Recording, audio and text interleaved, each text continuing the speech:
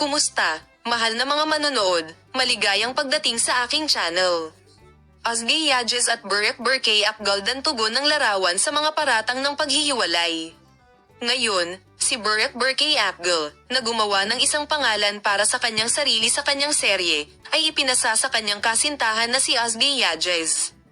Ang mga sikat na mag-asawa na hindi pa ipinakita ng magkasama sa loob ng mahabang panahon ay dumating bilang tugon sa mga paratang. Si Ozgie Yajez lover Burek Burkay Akgoldan huli na pagdiriwang ng kaarawan at ang sikat na mag-asawa sa loob ng mahabang panahon ay hindi nagbigay ng mga imahe na pinagsama ang mga paratang ng paghihiwalay. Burek Burkay Akgol, halika pag-usapan natin ang programa ay hindi ganoong bagay. Ang mga tagahanga ay pinipilit ng labis. Matapos ang lahat ng mga kaganapang ito, sina Ozgie Yajez at Burek Burkay Akgol ay nagtungo sa Spain.